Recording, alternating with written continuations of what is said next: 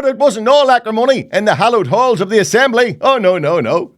Because to add insult to injury, there's been a rumour circulating that MLA pay may soon be increased by a whopping £20,000 per year. It's a nice job if you can get it. Really is.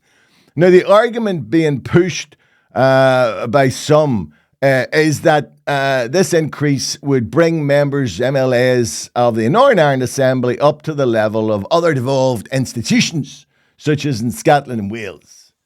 Now, this is a somewhat self-serving and conveniently ignores the peculiarities of the Northern Ireland Assembly. Namely, that it hasn't sat for most of the last 10 years. On top of that, on the rare occasions when MLAs have actually turned up, their incompetence has led to the loss of 500 million with the RHI debacle.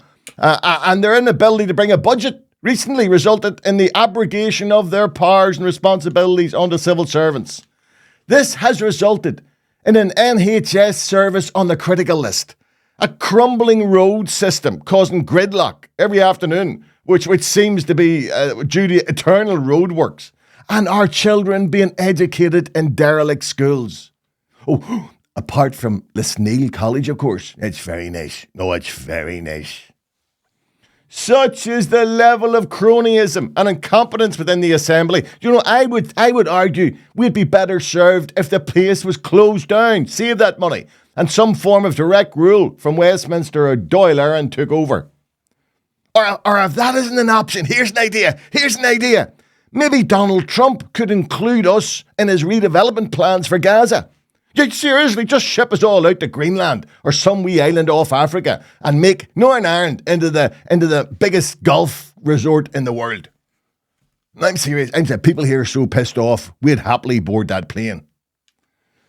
Indeed, rather than raise MLA pay, could I suggest MLAs repay the public purse the monies they received when on their all too frequent paid holidays? It is a disgrace that while a single mother living on the breadline would have the full weight of the law fall on her head if she took 1 penny more than allocated in benefits, yet our political class have no problem raking in tens of thousands of pounds of unearned public money. I give them an option at time. Like, see the first wee holiday they had, I tweeted every day. I tweeted on my birthday, the days I was sick, Christmas Day, Boxing Day, New Year's Day, informing people that MLAs were in receipt of ill-gotten gains. And after that, I stopped doing it because it doesn't make any difference. You just vote for them anyway.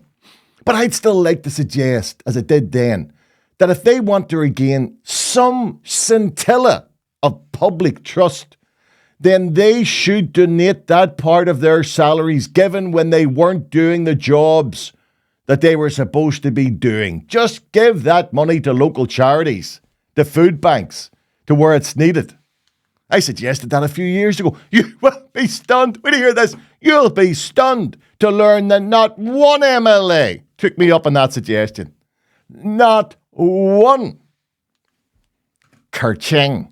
That's what it is, people. Kerching. And they're going to get the 20 grand. And do you know who's going to be paying for it?